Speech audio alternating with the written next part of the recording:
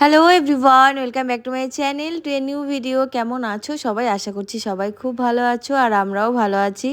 তো এখন বিকেল এই 4:30টার মতো বাজে। আমি আর আমার বরমশাই দুজনে মিলে আজকে একটু ঘুরতে যাচ্ছি।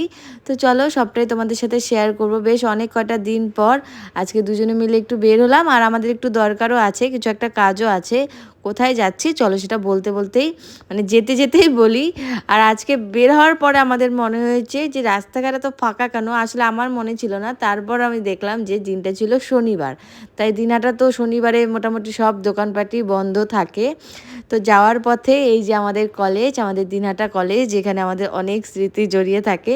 তো যখনই আমি এই সামনের দিক দিয়ে যাই না কেন একটু ভিডিও আমি করেই রাখি। আর এই যে আমাদের বুড়ি মায়ের মন্দির, সবাই একটু প্রণাম করে নাও। তো দুজনেই গল্প করতে করতে যাচ্ছি। ও হ্যাঁ, বলে নিই আমরা যাচ্ছি কোচবিহারি, যেটা আমাদের বাড়ির থেকে 40 মিনিটের মতো লাগে। দিনহাটা থেকে কোচবিহার 40 কি 45 মিনিট। তো দুজনে গল্প করতে করতে যাচ্ছি ঠিকই, তবে একটা ভয়ও কাজ করছে, সেটা হলো আজকে বৃষ্টি নামতে পারে। আজকের ওয়েদারটা বিশ্বাস করো খুবই সুন্দর। বৃষ্টি না নামলে তো জাস্ট জমে যাবে, কি সুন্দর হাওয়া আর ওয়েদারটা দেখো। আমি কিন্তু ক্লিপগুলো নিতে ছাড়িনি, দেখো কি ভালো লাগছে না। আর এরকম সময়ে লং ড্রাইভে যেতে তো ভীষণ ভালো লাগে। তো তাই আর কি দুজনে মিলে না ওই হঠাৎ করে এরকম প্ল্যান, তারপরে মনে পড়েছে যে আমাদের একটু কাজ আছে, সেটাও করব। তো যাওয়ার পথে এইদিকে আমার বর্মশাই মনে পড়েছে এক গাড়ির এখন হাওয়া দিতে হবে, হাওয়া চেক করতে হবে। যখনই আমি ওর সাথে বেরোই এই জায়গাটা ওর না থামলেই নয়। আমার যেটা একদম বিরক্তিকর লাগে, কোথাও যাওয়ার হলে আবার বাইক থেকে সেই নামো, আবার এই গাড়িতে কী সব দেয় আমি জানি না, হাওয়া টাওয়া দেয় চেক করে। তো যাই হোক, এসব কী সব করার করে নিল, করে ঠোরে এবার সোজা আমরা প্রায় পৌঁছে গেছি কোচবিহার। এই ব্রিজটা দেখা মানেই কোচবিহার প্রায় পৌঁছে যাওয়া। আর আমার চুল টুলের অবস্থা দেখো, আমি যখনই কোচবিহারে বাইকে করে আসি না, আমি চুল টুল ঠিক একটা বাঁধিও না, জানি চুলের অবস্থা ভীষণ খারাপ হয়ে যায়, জাস্ট একটা করে গার্ডার লাগিয়ে নিই। তো যে কোচবিহার ঢুকে গেছি, ঢুকে আগে একটু চুলটা সেট করলাম। এরকম পাগলের মতো কি আর কোথাও যাওয়া যায় বলো? ও কোথায় যাচ্ছি না, চলো বলি, দাঁড়াও আগে একটু নিজেকে দেখে টেকে একটু সেট হয়ে নিলাম। চলো এবার সোজা একটু হাঁটবো হেঁটে। এই যে দেখো আমরা রিলায়েন্সের সামনে চলে এসেছি। তো রিলায়েন্স থেকে এর আগে আমাদের কয়েকটা জিনিস নেওয়া ছিল আমাদের না সরি আমার। তো সেটা আজকে আমি একটু ঠিক করব, রিপেয়ার করব। আমার না হাতের একটা ব্রেসলেটের মতো সবসময় পরে থাকতাম, ওটা লকটা ভেঙে গেছে, তো সেটাই আমি ঠিক করাতে এসেছি, ওটাই দিচ্ছি। আর সামনে দেখি কত কত জিনিস, এসব জিনিস দেখলে মনে হয় কি একটা দুটো নিয়ে যাই। তো এদিকে বর্মশাই সব বলছে, আসলে আমি ভেবেছিলাম যে এক্সচেঞ্জ হয়তো যদি করিয়ে নিব। তো এক্সচেঞ্জ করলে দেখি এখন অনেকটা বিল, মানে সেম জিনিসটা যদি আমি নেই তাও আমার মোটামুটি 20-22 হাজারের মতো বেশি পড়ে যাচ্ছে, মানে সেম জিনিস। তারপর ওটাকে আমি এক্সচেঞ্জ করালাম না, ওটাকে আমি রিপেয়ার করতে দিলাম। তো ওটা নাকি 1-1.5 মাস পরে দিবে। তো যাই হোক, আরও একটা ব্রেসলেট ছিল, ওটাও ঠিক করাতে দিলাম, কারণ এখান থেকে আমার সব নেওয়া ছিল। তারপর আমি একটু নিজের জন্য কিছু একটা দেখছি, মানে আমার দরকারি জিনিসই বলতে পারো। তো এটা প্ল্যান ছিল না, তারপরে মনে হলো যে না নিয়ে নিই। কী জিনিস নিয়েছে সেটা একটু পরেই আমি দেখাচ্ছি, তোমরা দেখে কমেন্ট করে জানিও যে কেমন লাগছিলো। তো এই যে দেখো, এটা আমি নিয়েছি, এটা আমার ভীষণ পছন্দ হলো দেখে। ম্যাট ফিনিশ, একদম ছোট্ট ছোট্ট দুইটা কানের টপ। আর এরকম ছোট ছোট কানের টপ পরতে না আমি ভীষণ ভালোবাসি। তো তোমাদের কেমন লাগছে নিশ্চয়ই কমেন্ট করে জানিও। আমার তো ভীষণ পছন্দ হয়েছে। আর কানের টপটা না সামন থেকে দেখতে অনেকটাই কিন্তু সুন্দর। তো এটা নিয়ে নিলাম, পছন্দ হলো। তো এটা বরমশাই একটু কিনে দিল। যাই হোক, সোনার দোকানে আসছে, একটু কিছু না নিলে হয় বলো? বরের একটু পকেট না খসালে হয়? তো সে আবার আমার হাতে দিয়ে দিল, বলছে তোমার জিনিস তুমি নাও। তো এবারে আমি জিনিসটা বের করে ভালো করে দেখছি, কারণ একটু দেখে টেকে নিয়ে যাই, যেটা আমার সবসময় এই জিনিসটা করতেই হয়, যে ভালো করে দেখে টেকে নিই। তারপর দেখি এতটুকু কানের জন্য কত বড় বক্স দিয়েছে, সেটাই আর কি বললাম। তো জিনিসপত্র নেওয়া কমপ্লিট, যেগুলো কাজ মোটামুটি শেষ। এবারে আমরা দুজনে খাবো একটু ফুচকা। আমিও ফুচকা খেতে ভালোবাসি, ডুগুর বাবাও ফুচকা খেতে ভালোবাসে। আর আসার সময় না একটা ফুচকার মানে গাড়ি দেখেছিলাম, তারপরে মনে হয়েছিল যে না ফুচকা খাবো। তো ফুচকা খুঁজতে খুঁজতে পুরো রাজবাড়ির সামনে চলে আসলাম। কোচবিহারে এমনি ফুচকার দোকানের অভাব থাকে না, তো আজকে কেন জানি না আমাদের চোখের সামনে পড়লোই না।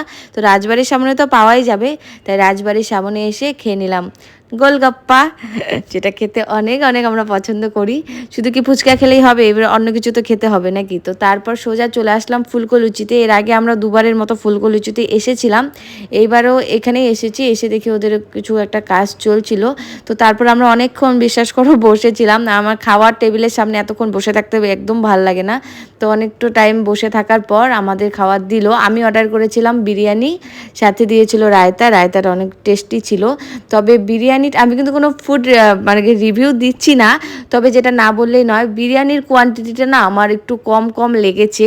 মানে যেই পরিমাণে থাকে আমাদের এখানে দেয় সেই পরিমাণে ছিল না। আর চিকেনের পিসটাও ছোট ছিল, খুব একটা বড় ছিল না।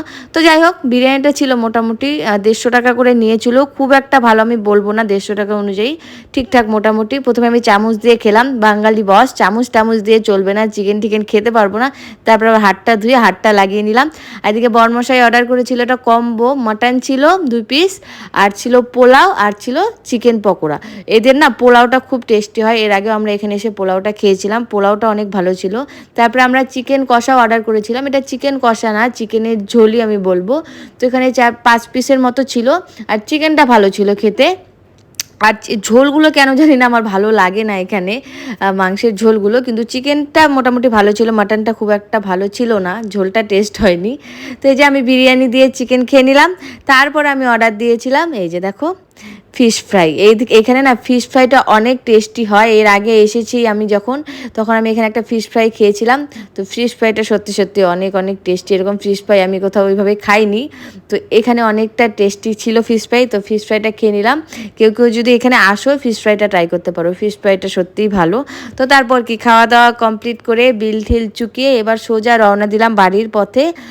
মোটামুটি 8টা না 7:30 তো বাজেই, 4:30-5টার দিকে বের হয়েছি। তো আর আমি এদিকে বারে বারে তাকাচ্ছি আর দুগ্গা দুগ্গা বলছি, কারণ বৃষ্টি প্রায় নামে নামে নামে নামে এরকম একটা ভাব, পুরো বিদ্যুৎ চমকাচ্ছে, এলাহি কারবার। আর আমরা যে কি পরিমাণে বিপদে পড়েছি সেটা যদি তোমরা ভিডিওটা না দেখো সিরিয়াসলি বিশ্বাস করতে পারবে না। দেখো 2-3 ফোঁটা কিন্তু নেমে গেছে, মানে পড়ছে, অল্প অল্প বৃষ্টি পড়ছে। আমরা ভাবলাম হয়তো আমরা যেতে পারবো কি যেতে পারবো না সেটাই ভাবছিলাম। তো আমি যেটা ভেবেছিলাম সেটাই, বৃষ্টি এখানে পড়ছে। তাও আমি একটা যাওয়ার সময় না একটা স্কার্ফ নিয়ে গেছিলাম ব্যাগে। তো স্কার্ফটা ভাগ্যিস আমি নিয়ে গেছি, নিয়ে একটু বের করে মাথায় দিয়ে দিলাম, কারণ এবার দেখি বড় বড় ফোঁটা পড়ছে। তারপর আর কিছুতেই আগানো গেল না সামনের দিকে। দেখো বৃষ্টির পরিমাণটা দেখো, অনেক জোরে জোরে বৃষ্টি পড়ছে। মানে এখন যদি এভাবে যাই পুরো ভিজে ঠিজে আমাদের অবস্থা দুজনেই খারাপ হয়ে যাবে, জ্বর ঠান্ডা তো লাগবেই। তো তারপর আমার চুল তো পুরো সামনটা ভিজে গেছে, তাও আমি একটু চুলটা খুলে গাডার টাডার লাগিয়ে দিলাম, আমার চশমা টশমা সব ভিজে গেছে, মানে পুরো এলাহি কারবার হয়ে গেছে। এই ফার্স্ট টাইম মনে হলো আমার যেরকম আর কি ভিজলাম। তো এই ভেজা তো শেষ না, আমার কিন্তু পুরো ব্যাগটাকেও ভিজে গেছে, ব্যাগে মোবাইল টোবাইল জিনিসপত্র আছে। তো কিছু আর করার নেই, এখানে অনেকটা টাইম ছিলাম। তারপরে দেখি বৃষ্টি কিছুতেই কমছে না, আর একদম অনেক জোরে জোরে বিদ্যুৎও চমকাচ্ছে। আর আমি যে এত ভীষণ মানে ভয় পাই বিদ্যুৎ চমকালে, আমি ঘরে থাকলেই ভয় পাই, আজকে তো আমি বাইরে আছি। আমি ওকে ডুগুর বাবাকে বলছিলাম যে এতদিন পর এরকম একটা বৃষ্টির মধ্যে আটকে গেলাম। তার মধ্যে ডুগুর বাবার চোখে ঢুকে গেছে একটা পোকা, অনেকক্ষণ থেকে চেষ্টা করছে। আমি বললাম দাও আমাকে, তারপরে আমি আর কি বের করে দিলাম, কিছুতে বের করতে পারছিল না, বলছে না বেরিয়ে যাবে বেরিয়ে যাবে, বের হচ্ছিল না, ওটাই অনেকক্ষণ থেকে চেষ্টা করছিল বেচারা। তো তারপর আমরা এখানে না 10-15 মিনিট দাঁড়িয়েছিলাম। তো এখন আমরা এখান থেকে চলে যাব, আর যদি আমরা দাঁড়িয়ে থাকি আমাদের অনেক রাতও হয়ে যাবে, আর এই বৃষ্টি মনে হচ্ছে কমার নাম নেই। তো তারপর এসে আমরা দেওয়ানহাটে এসে আবার গেছি ফেসি। দেখো কত জোরে বৃষ্টি হচ্ছে, ডুগুর বাবা পুরো ভিজে ঠিজে অবস্থা খারাপ। মানে কেন যে আমরা এই আজকের দিনে বেরিয়েছি সেটাই আমরা পরে ভাবলাম। মানে আমার এত ঠান্ডা লাগছিল, মানে কিছু বলার নেই। যে দেখো এত ছোট্ট একটা শেড পেয়েছি, শেডের সামনে এসেই দাঁড়িয়েছি।